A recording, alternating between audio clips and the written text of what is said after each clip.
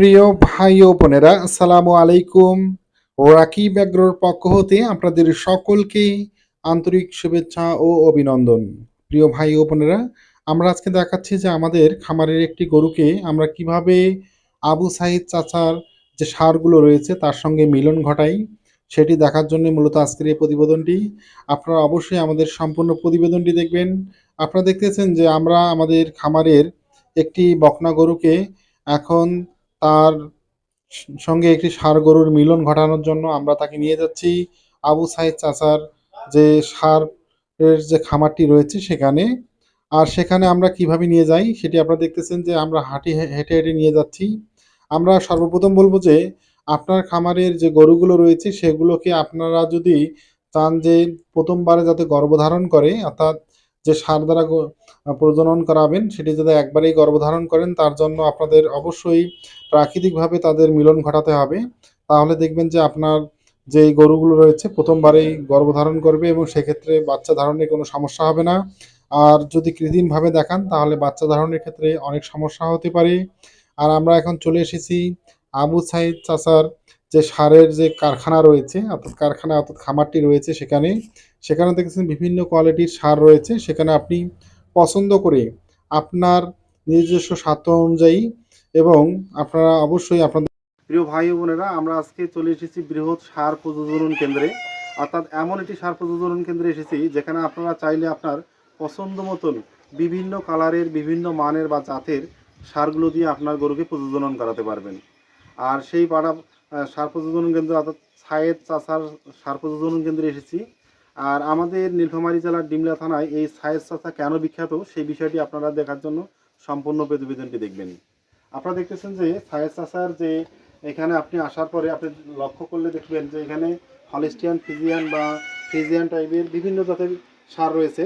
অর্থাৎ একটি আমরা সারকে যদি আপনাদের দেখাই, দেখেন যে আমাদের কাছে এই সারগুলো দিয়ে যদি আপনারা আপনাদের গরুর জাত উন্নয়ন করতে চান বা ফ্রিজিয়ান, হলিস্টিয়ান ফ্রিজিয়ান, বা যদি আপনি দেশির সঙ্গে বা শাহিওয়ালের সঙ্গেও ক্রস করতে চান তাহলে এইগুলো সার দিয়ে আপনারা আপনাদের গরুগুলোকে ব্রিড করাতে পারবেন।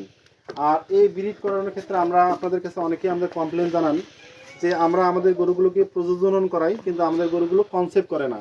এই কনসেপ্ট নিয়ে যে আমাদের সমস্যাগুলো, সেই সমস্যা দূর করার জন্য আমাদের সায়েদ আলী চাচা আপনাদের বিভিন্ন পার্সেন্টেজের, অর্থাৎ 87% বা 100% বা 75%-এর বিভিন্ন জাতের গরুগুলো তিনি লালন পালন করে থাকেন।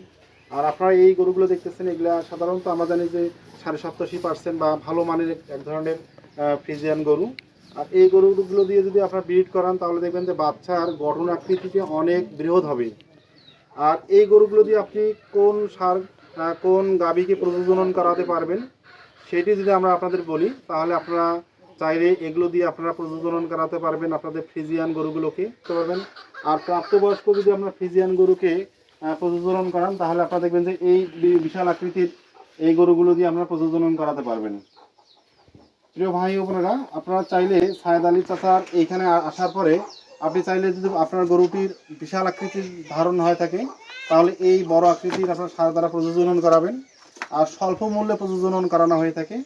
আমরা যদি আপনাদের প্রজননের রেটগুলো চাচার কাছে জানি, তিনি বলেছেন যে 500 টাকা বা 600, 700 বা 800 টাকার মধ্যেই আপনারা প্রজনন করাবে এবং কনসেপ্ট নিয়ে আপনাদের যে সমস্যাটি সেটি উনি 100% দূর করে দেবে আপনাদের। তাই আমরা চাবো যে আপনারা আসুন বিভিন্ন জায়গা হতে। যদি কেউ দূর দূরান্ত থেকে আসেন সেক্ষেত্রে উনি কিছুটা স্যাক্রিফাইস করবে এরকম আমাদের কাছে বলেছে। প্রিয় ভাই ও বোনেরা, আমরা এখন চলে এসেছি আমাদের এই আবু সাইদ চাচার খামারটিতে। সেখানে দেখতেছেন যে বিভিন্ন ধরনের গরুগুলো নিয়ে আসা হয়েছে। মূলত এই গরুগুলোকে তাদের আহ, যে খামারে যে ষাঁড় গরুগুলো রয়েছে তার মধ্যে যে গরুর সঙ্গে যে ষাঁড়ের মানানসই হবে বা সঠিক হবে তার সঙ্গে মিলন ঘটানো, তার সঙ্গে তাদের মিলন ঘটানো হবে। মূলত এখানে আসলে আপনারা যে সুবিধাটি পাবেন সেটি হচ্ছে যে আপনার খামারের যে গরুটি বারবার হিটে আসছে কিন্তু বাচ্চা ধারণ করছে না, যে সমস্যাটি রয়েছে সেই সমস্যাটি হবে না। আমরা বিশ্বাস করি প্রাকৃতিকভাবে যদি আপনারা আপনাদের গরুগুলোর মিলন ঘটান।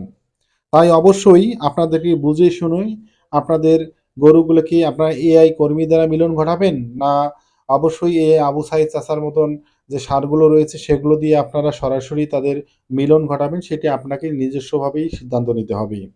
আমরা বিশ্বাস করি যে গরুগুলোকে যদি আমরা প্রাকৃতিকভাবে মিলন ঘটাই, তাহলে আমরা প্রতি বছরই একটি করে বাচ্চা পাবো। আর এই বাচ্চাটি যাতে আমরা সঠিক সময় পাই এবং তারা যাতে একবারেই গর্ভধারণ করে, সেই সমস্যাগুলো দূর করতে হলে প্রাকৃতিক যে মিলন রয়েছে সে তার বিপরীত কোনো কিছু নেই বা বিকল্প নেই। কি বুঝলেন?